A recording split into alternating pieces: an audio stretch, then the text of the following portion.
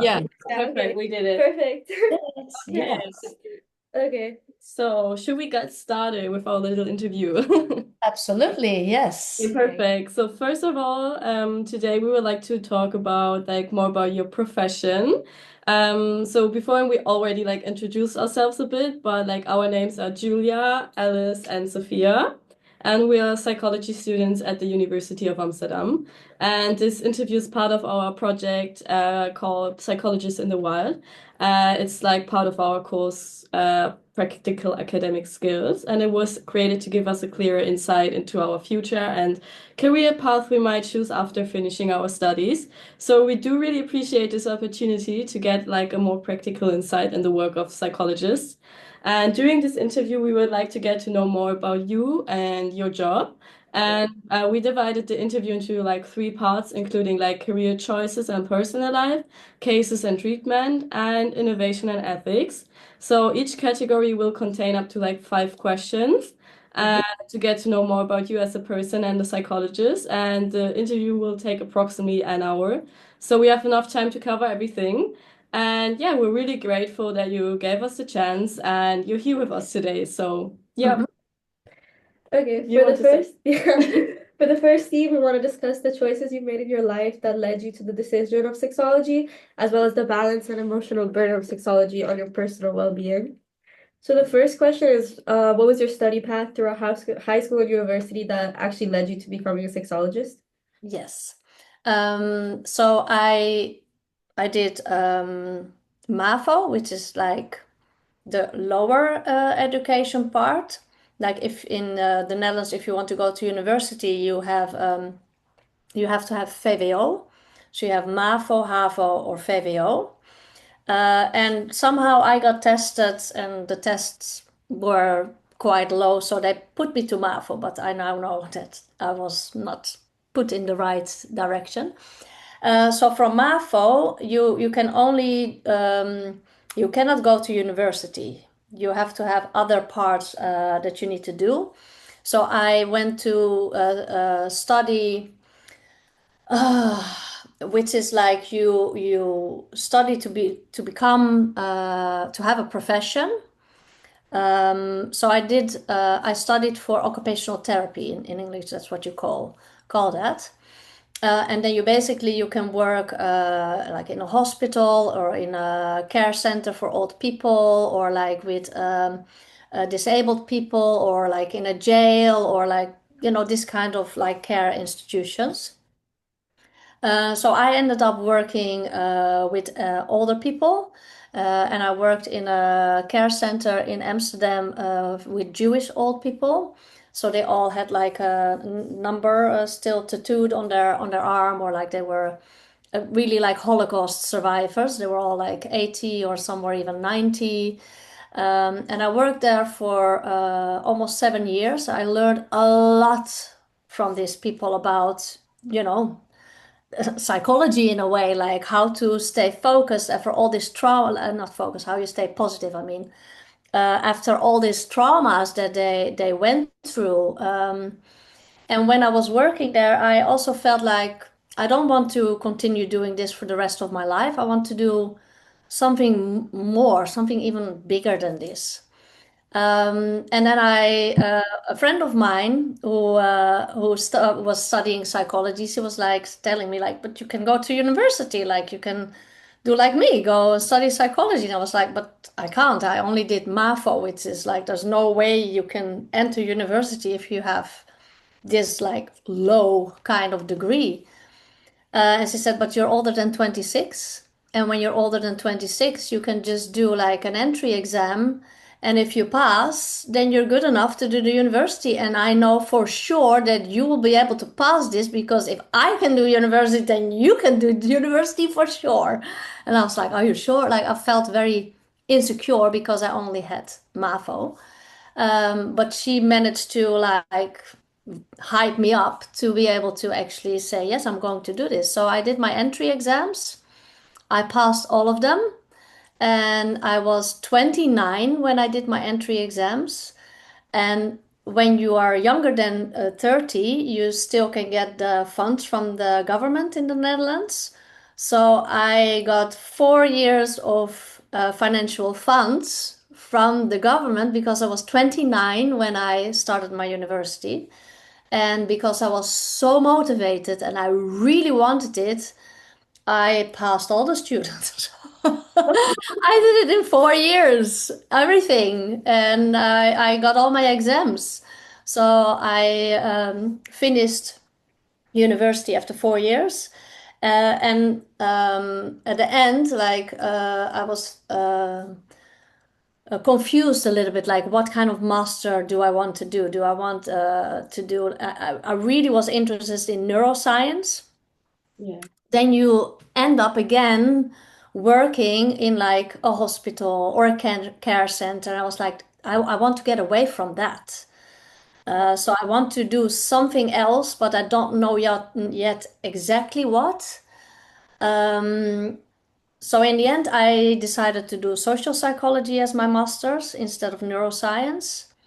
And then I ended up doing my internship with a coaching institute.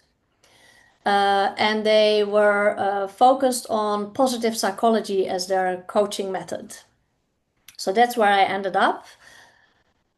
And I loved working with them. And like I was creating some trainings for them, and they were giving trainings at like big companies about positive psychology. And they were doing one-on-one coaching also with some clients. And that's when I felt like, wow, I really want to do something like that, like work one-on-one with people and do some trainings. So that's what I wanted to do when I finished my psychology. And then I got pregnant, and then I was needing to give birth. And at birth, they gave me an episiotomy. It's when they cut the vagina open to speed up the birth, which was actually an unnecessary procedure, but they almost have it as a standard procedure for a lot of with a lot of women that do this. And basically, what happened to me is that my body just like, I mean, first of all, you have that big cut and they sew it together again. So you have a wound and becomes scar tissue, and that's kind of painful. But I was still feeling okay. But after a while, I noticed that the sex between me and my partner wasn't working anymore. I was closing down, I was freezing up, I was like really feeling frozen in my body, and I couldn't enjoy it anymore. And I was like, what's happening? I want to be able to continue to enjoy sex with my partner because before this I really enjoyed it, and now I don't.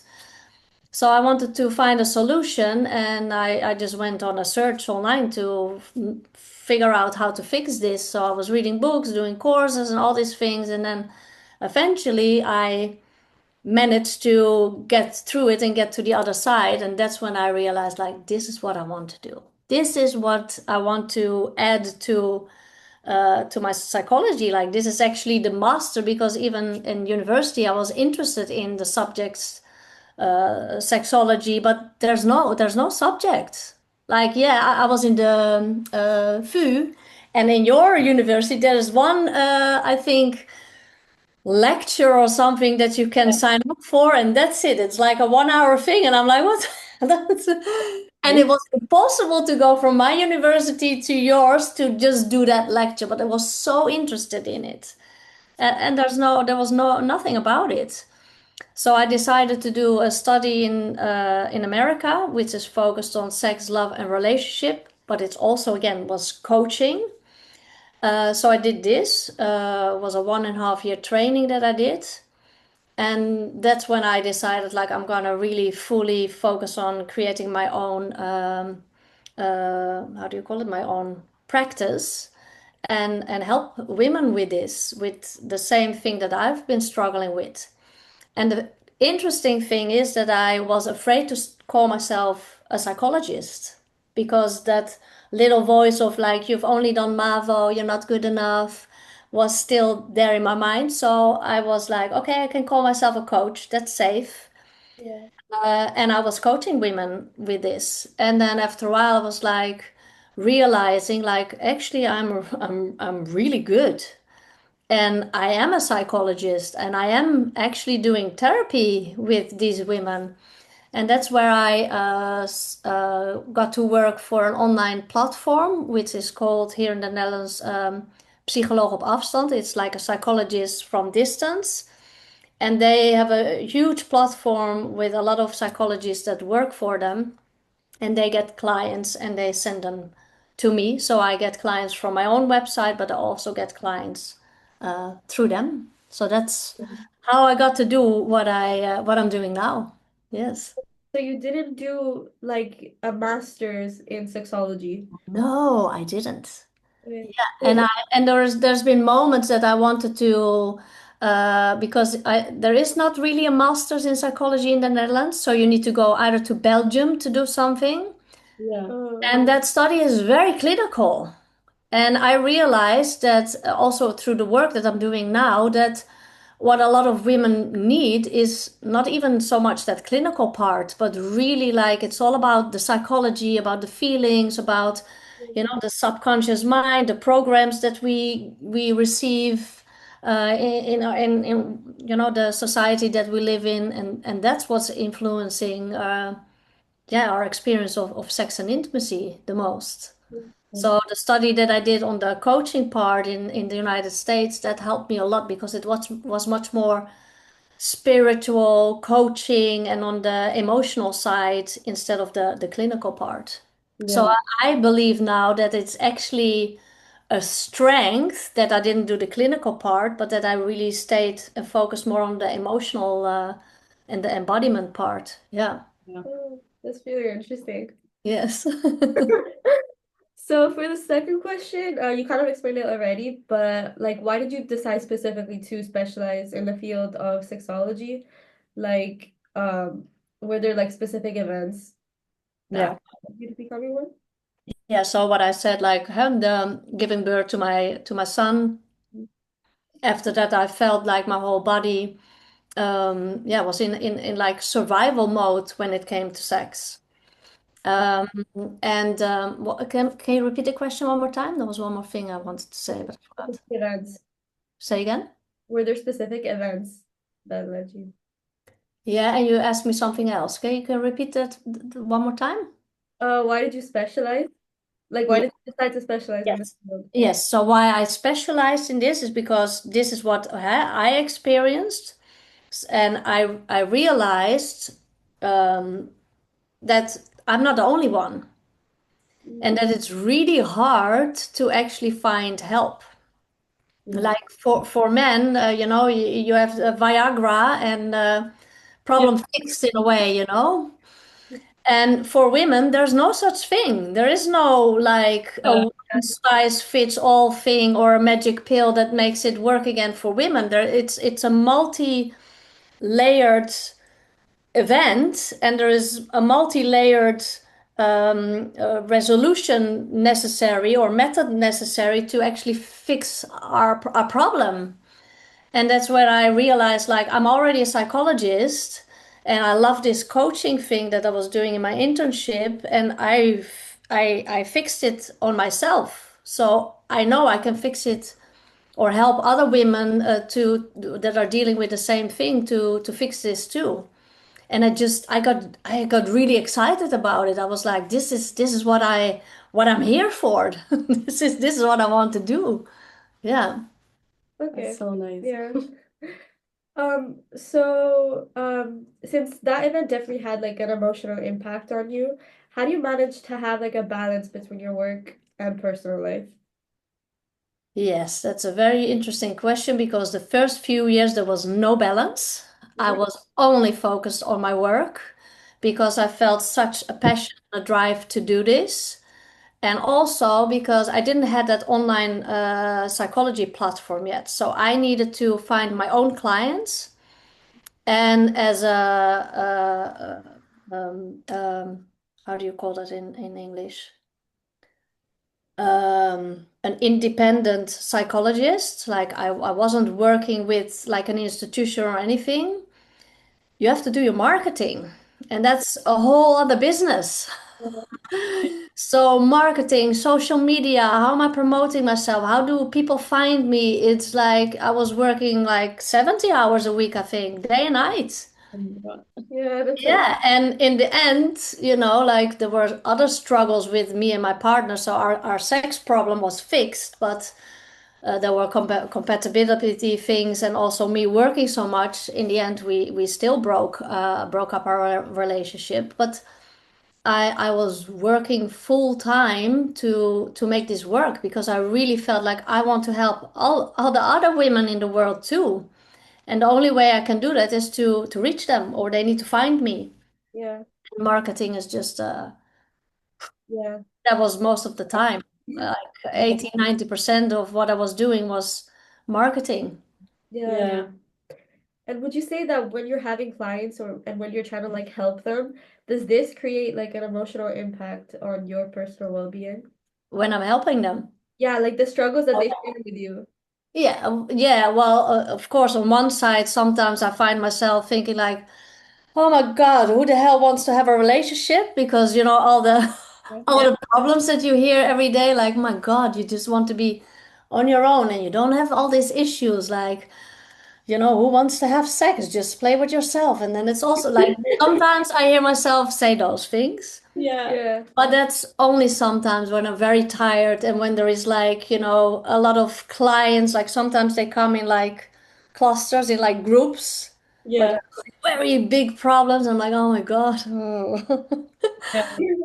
But at least 90% of the time, or maybe even more, I'm feeling so much joy and excitement because I see like, women change and couples coming back together again, and receiving an email from how old are you guys? Girls? 21. 21? Yeah. And you? 18 and 19. And 19. Okay, very young. But even sometimes I have women that are like 23, 24, so a little bit older than you, that have also have struggles.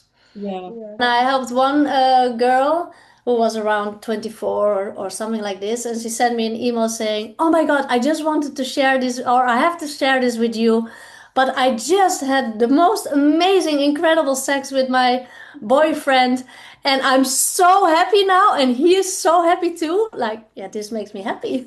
Yeah, of course. Not to know that she had sex, but I mean to know that she's happy again and that her problem is gone. Like, this is that it's amazing. The Uh, positive impact. yeah. Yeah. Yeah, and the positive impact that it not only has on her, but also on him and on their relationship, and what kind of like wave that creates out in their surrounding. Yeah. Amazing. So this is it for the first theme. We can move on to the second one. Yeah, okay. So now I'm asking you questions about the cases and treatment. So we dive deeper into specific cases you already encountered during your career, if you're comfortable with that. Moreover, we would also like to ask you more about how you manage to deal with like the different conditions and problems of your clients. So first of all, what does like a typical day look like in your life? Yes, getting my son ready to go to school, and then I set up my computer, make sure I have all my files for the clients that I'm going to work with that day next to me. Sometimes I need to read through the files to see like, okay, who's who, where, what was the problem again. But most of the time, I actually already know Yeah, because I just I know my clients, and then I just have session back to back, and then around the afternoon I'm free and I'm able to relax again because I also notice that it does take a lot of energy. yeah, And some psychologists or therapists, they can work like from 9 to 5 and have so many sessions on one day, but I can't do that. That for me, that's way too much. So I'm working full mornings, yeah, sometimes one or two in the afternoon, yeah, uh, but most of the time it's just mornings, and then I have like four sessions a day basically, and that's all I'm doing. Um, So that's how my day looks like. I guess that's what was Okay. answer of question one, right? Perfect. Yeah, that's it up. It's perfect. Okay, so what kind of cases are like the most common in your practice, like you encounter like daily? Yes. So what I encounter daily is a lot of women that come and they say like, I want to have sex with my partner, but somehow it doesn't work. My body is closing off. I feel a blockage. I don't know what it is. I don't understand it.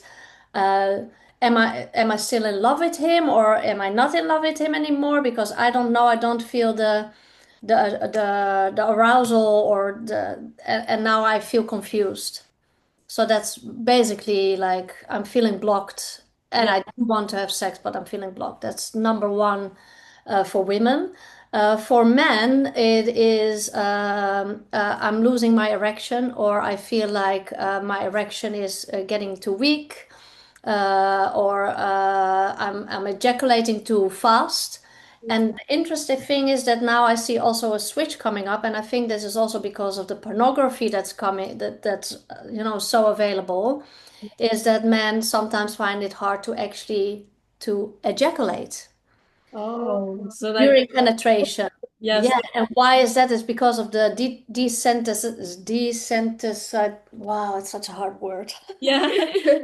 When you become when you're not when your sensitivity becomes less, Yeah. Yeah. that's because the dopamine hits that they get through pornography, and that's having a huge effect on their erection but also on their ejaculation, and a lot of men are struggling with this and a lot of young boys do. Yeah. Okay. And also because of the images that they get through pornography, it needs to be rock hard and it needs to be very big and it needs to Yeah. be, Yeah. and I need to do it in this and this position. And yeah, the performance anxiety that I feel, it's huge because they want to please the woman, but they don't really know how, or like what does she like, and like so there's and even like in essence both sexes are struggling with the same thing, like I do want to have sex but somehow I feel blocked, and for men it's the same. I do want to have sex but somehow I feel blocked and my erection is gone or I can't ejaculate and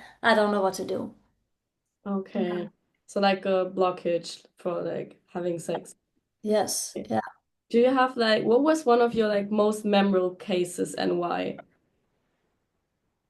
What is one more? Would you say they're all very Yeah, they're all memorable because they're all like so happy and excited afterwards that they're enjoying again. And even just this morning, I had a woman, young girl also, Okay. and she was feeling a lot of resistance Mm. towards having sex with her partner, and I gave her exercise or practice what was actually based on breathing and then focusing on the sensations in her own body, focusing on her sexual center, and focusing on the subtle sensations that are happening in her body when she was doing that breathing. And then, excuse me, then she said like, I couldn't do the practice because I felt so much resistance now to the practice. And then I did, because I'm also a hypnotherapist, I did a hypnotherapy session with her. And within one session, that resistance was completely gone. And she just now, this morning, she was like, yeah, you really changed something huge in my brain because the resistance has not been back. wow. And she could do that practice now, and she can feel it, and she feels all these warm and amazing feelings in her body. And well, she didn't had sex with her partner yet because she was having her period this week. So, but she did the practice that I told her to do. Yeah. And now we talked about like, okay, so how can you transfer this from the practice that you're doing on your own into doing that with your partner? And we just came up with like I did even guided her through visualization, and she find ways now to take the step to actually take that to her partner, which is that's amazing. And Amazing. that's only 3 sessions, Yeah. This and there's hypnosis is, I'm sorry, this hypnosis, it's like a meditation. So, Yeah, so hypnotherapy is different than the hypnosis that you see on stage, where there are people like become a chicken or something like that. That's not what I'm doing. The hypnotherapy, what I'm doing is that you really move into in a deep. You basically get into a deep state of relaxation, and when you get into a deep state of relaxation, the brain waves in your the patterns in your brain, they change. So, for example, when you go to sleep, there is a moment where you're fully relaxed, but you're still fully aware. You can still do everything, you're still in control, but your brain waves are completely different. yeah, Mhm. And that's where I take you in a hypnotherapy session. okay. And with hypnotherapy, the reactions, for example, that she felt, that resistance that comes from your subconscious. So it's automatic. There's no way she can stop it. It's there before she even knows it's there. And consciously you cannot even break that pattern. Like, you can do affirmations and things, but somehow it continues to jump in. And with hypnotherapy, because you're in a different state, you can read different patterns in your brain. Like, you can basically like communicate with your subconscious in a way. And that's where you can easily break those patterns. And then within one session, someone's like, I don't know what you did, but the resistance is completely gone. Okay, And that yeah, was supposed to be like another question of ours, like what do you use the hypnosis for? So it's like to reduce anxiety and resistance? yes, but also fears and phobias. Oh, okay. Because a lot of times, like the anxiety of like, oh my God, he wants to have sex again, and oh my, I don't know, like, I want to make sure I avoid. That's the word I'm looking for. I'm avoiding those moments, and the anxiety just becomes huge. So and that anxiety is, it's like a fear. Like, basically you're already afraid, or actually it's a phobia, because the difference between phobia and fear is, like, the fear is what you feel in the moment when it's happening to you, and a phobia is basically that you're already feeling the fear before it's happening. So even like when someone has a spider phobia, I don't remember the full Yeah, phobia or whatever it's called. Um, Even just imagining a spider is like, it does something like this. Like, I had one time a woman who had fear of balloons. And even if I said balloons, this was what was happening to her. Like, her whole body was going in response while there was no balloon there. So that's a phobia. And that's what happens to a lot of women when they're even like just thinking about, oh my God, I need to start having sex. Like, immediately the body is responding. So with hypnotherapy, fears, phobias, and like resistance, or like that, what I was saying to about men. the performance, yeah. Thank you. Performance anxiety. Yes, Yes, something. Yeah. All of those you can treat with hypnotherapy very easily and very fast in a way. And with, like, for example, normal psychology or like psychotherapy, it takes so many sessions to get to the core and to then be able to change it. So yeah. it's very effective. Yeah. And That, it's an amazing mix to mix this with the tips and tricks that I'm giving next to the yeah into the yeah. sessions as well. Okay, like the last question of this section is how do you treat like real like physical problems? Like for example, vaginism. Is there like special treatments for it? Yeah, so vaginism is when the muscles are really tensing up. So it's happening physically, but a lot of the time there's also a very big psychological component that is attached to it. So I always suggest, like, go to a very good physiotherapist, or like a like the hip physiotherapist, like specifically for this, because they internally check how what you're doing with your muscles, Oh, and they will tell you like how to relax your muscles, because basically there's too much tension mm, in the pelvic floor, so you need to relax the pelvic muscles to be able to fully relax also during sex. So that's first of all. And of course, I from distance even can tell them what to do and how to relax, but it's really effective when you, excuse me, when you go to a pelvic floor specialist to Yeah. to tell you how to relax those muscles. That's first step number one, like doing that with the body. A lot of times there's also trauma involved. Uh, And trauma can be like I've been sexually abused, but it can also be very tiny little things or other traumas, like I lost someone in my life, like my father died when I was young or whatever. This can also have an impact. So it's also figuring out, are there any traumas, even unrelated traumas that might have been there, and can I help them to yeah, get rid of the trauma or like, the trauma you can never get rid of, like the event, I Yeah. mean, but the emotions that you attach to that event, this you can separate so that the event is always there, but you don't have the traumatic experience or feelings anymore that are attached to that event. So Yeah. with your degree, are you allowed to like give medication as well, or is it just No, no, no, I'm not allowed to give medication. No. talk to them? Say again? Like if you do think that they need medication, then you Like have to. Viagra, for Yeah, example. exactly. Yeah, no, I'm not even, I wouldn't even want to give them Viagra. Like I had one time a young guy who was just 20 who came to me, and his doctor subscribed him Viagra. And I feel anger, I feel sick in my stomach thinking about that a doctor is actually giving this to a young boy. Like women, we are adult much faster than boys, but when they're 20, Like, yeah. yeah, their brain is only fully developed when they're 28.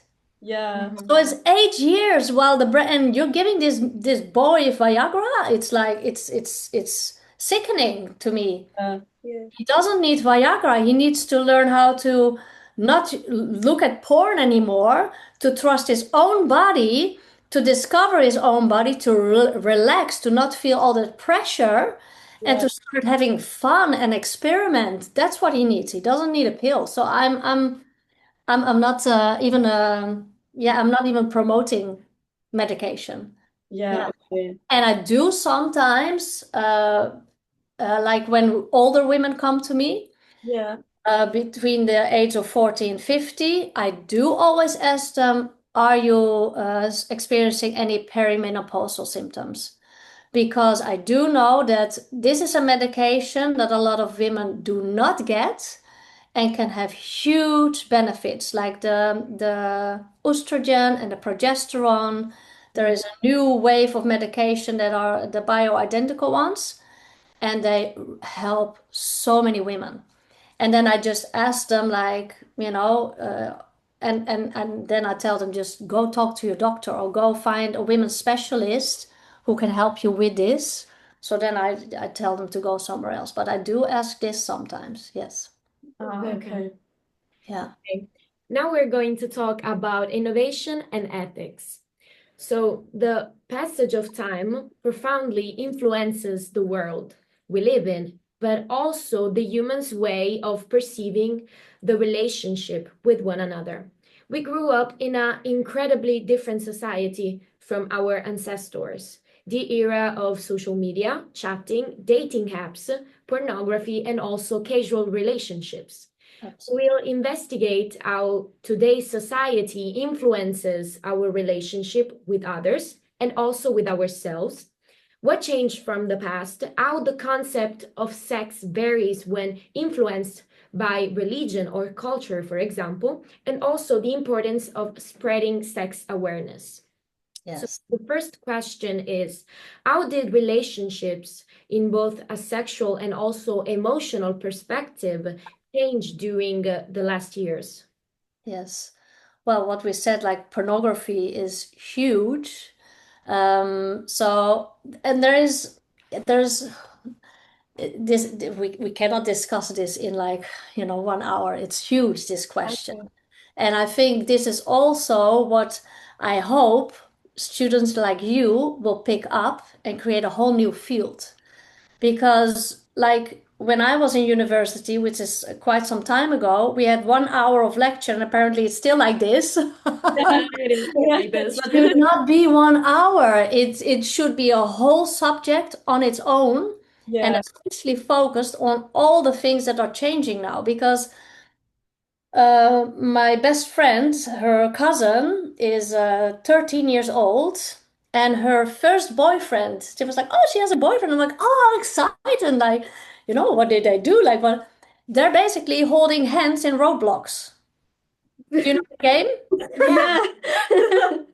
They're not having a real boyfriend. So in class, in school, they're not holding hands. They're not giving little pics like what I used to do when I had my first boyfriend. We were holding hands and giving a little kiss here and there, and that was it.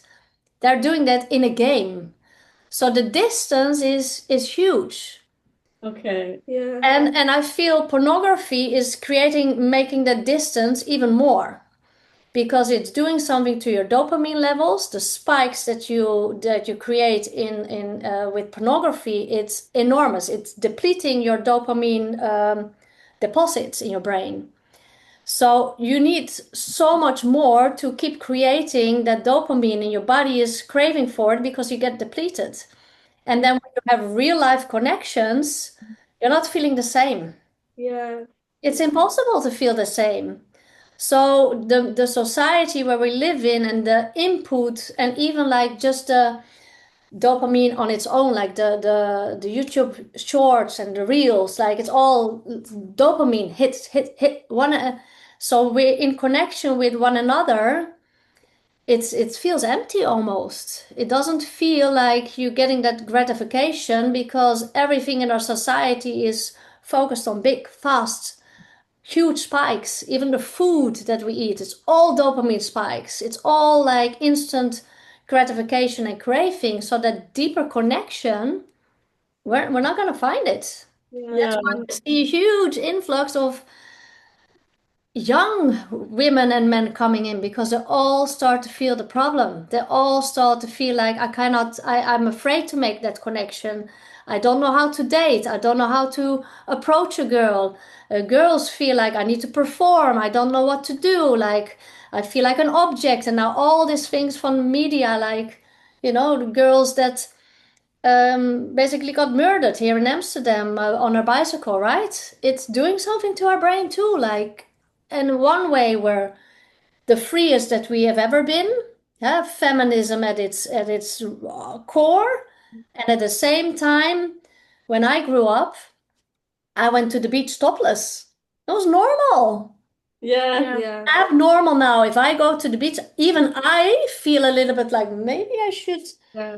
wear, and I'm like, no, I don't want to wear. And then my little boy was saying, Mama, there's a guy over there making a little video of you. I'm like, seriously?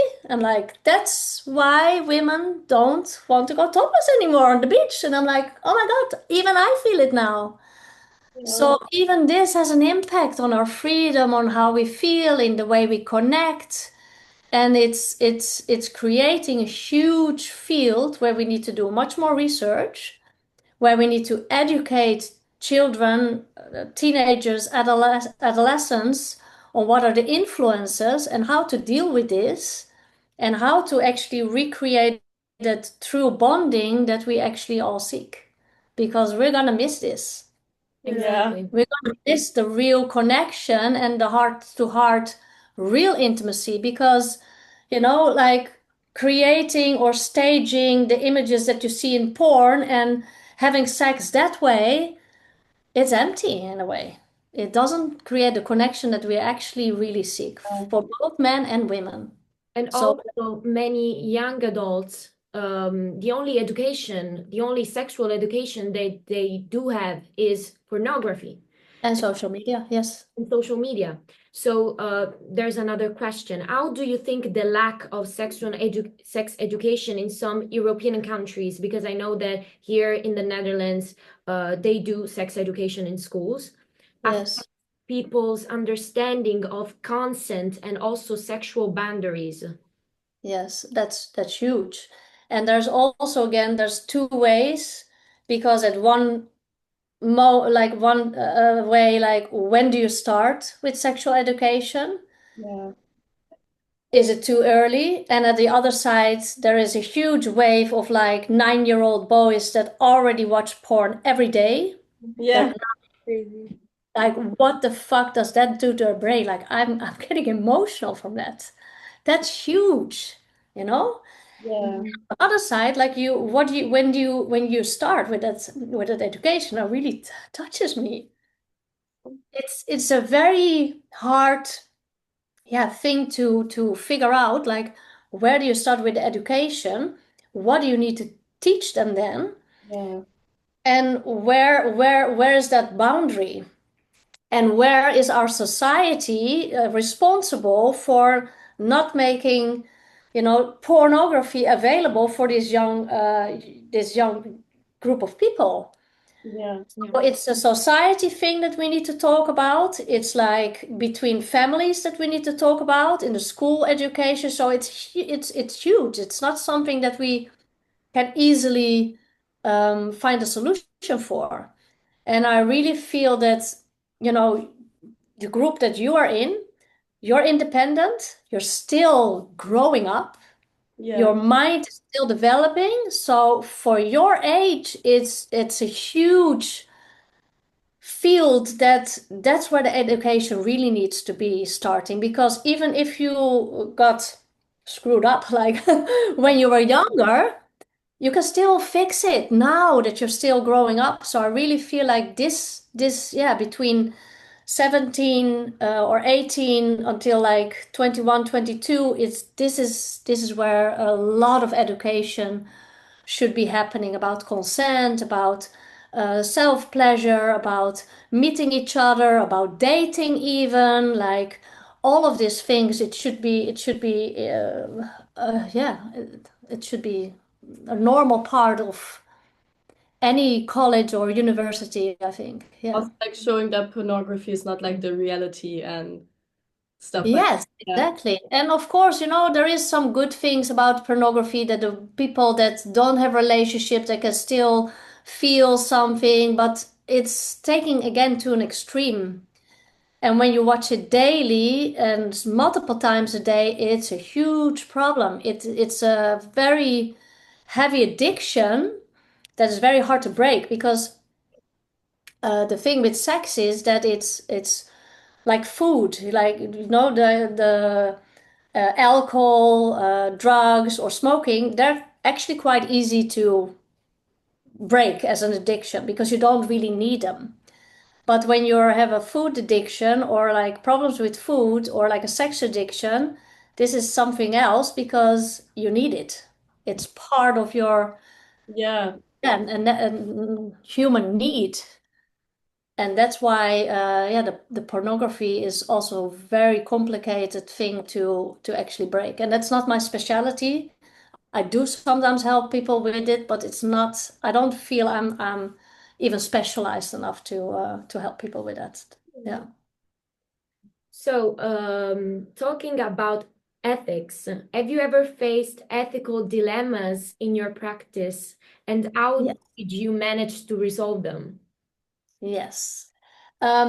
Well, yeah, it depends. Like, anyway, what came up to my mind when you asked me this question is that one time I had a couple that I was helping, and they were together for quite some time. He was the breadwinner, like he was financial support.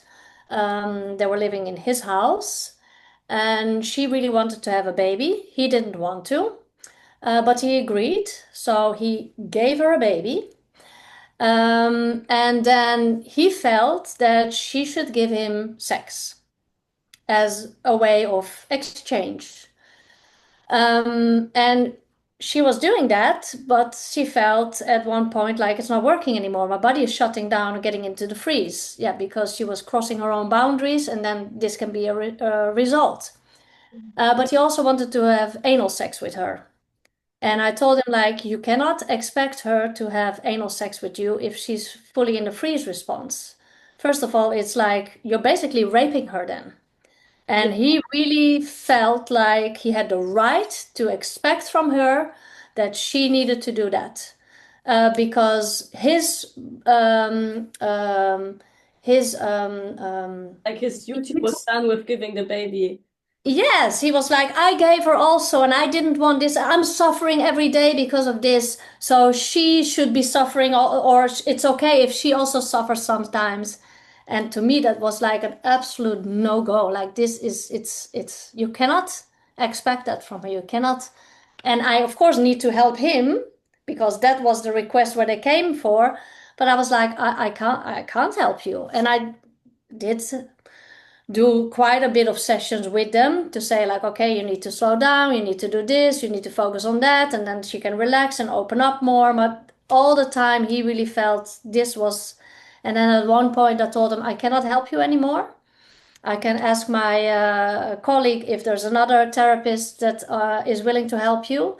But all I say is that if you cannot do this and this and this for her, and you cannot, have, then this is not possible what you're asking, and I cannot help you. Yeah. And then my colleague tried to find another therapist, but there was no therapist that wanted to work with them, and they ended up not finding any help. So I really hope they got divorced and she's living in peace now. But this Yeah. was definitely a thing that, like, yeah, and he was very convinced that he was in his right. Wow. Oh, No, Yeah. that's bad. It sounds so old-fashioned, but there's so many times still that this is also still happening. Yeah. Do we Yeah. have time for another question?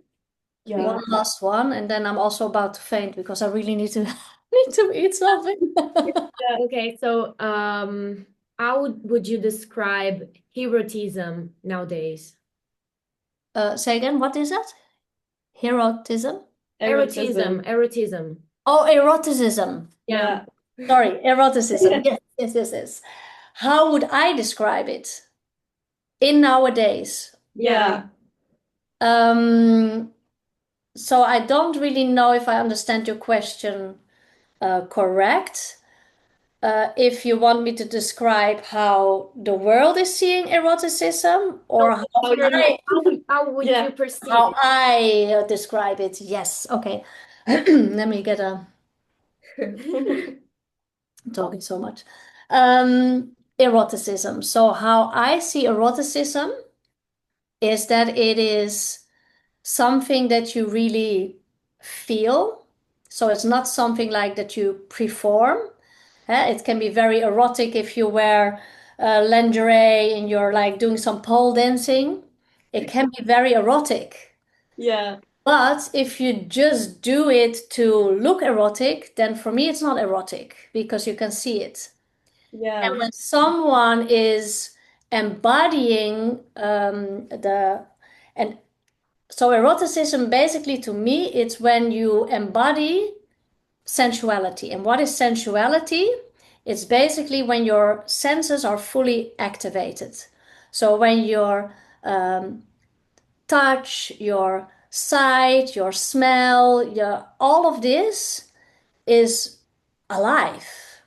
Yeah. Then when you slow down and you really connect to that feeling sensation in your own body as a woman, that's where you become sensual because the senses are activated and you're fully in tune with your own body, and that's when you move from that place or when you interact with your partner from that place, it becomes it's playful. It's like you're still seducing the other, but it's not like, oh, I'm doing some trick. No, it's just because you're feeling your senses, you're playful with that sensual sensation within your own body, and from that playfulness, that's when it becomes erotic. And Oh, then your movement can become erotic, and it doesn't matter like what silly movement you make, but because you feel it and you really breathe it, that's when it becomes erotic because you feel it. It's not something you need to stage or you need to have a certain angle or a certain move. No, but you feel it, and then it's erotic.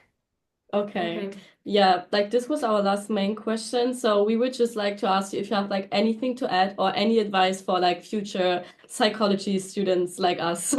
Yeah, I think just start having this conversation more with one another and also with your teachers. Like, I really feel that in university, they really need to start having a special, like, like you have biology, you have neuroscience, you have social science, you have like, I don't know, like why not also really have that part sexology as part of the psychology study because it's such a huge part of our psychology. And I think that's what it's been um, too much focused on, like it's an act that you do to reproduct, and if there's any problems then we have like a study around it to solve those problems. That's basically to me very How it clearly develops. said by sexology study, Yeah. but it's so much more than that. So I So really feel it's yeah, you could definitely start a new generation there of like we need this in the psychology study too. Yeah, yeah. we agree on that. Yeah. Start asking questions, start poking the professors and say, we need this. Yeah. When is it coming? Hello. Yeah. Yeah. Exactly. Okay. So we appreciate everything, Yeah. your Yeah. availability. Yes. You're welcome. I'm hoping that you create a wave now. Yeah, maybe So like what are you gonna do with your with the interview? You're gonna make it into a paper or like what do you do? we're We gonna have do like a presentation yeah. about it. Yeah. And we're Okay. gonna start an impact now. An evolution, a revolution Yes, for yes, yes, yes, yes. university. Good. I like this. Definitely. Yes. Thank you so much for your time. You're welcome. Thank you too. Much. Have a good day. Have a great day. Bye. Bye bye. Thank Bye. you.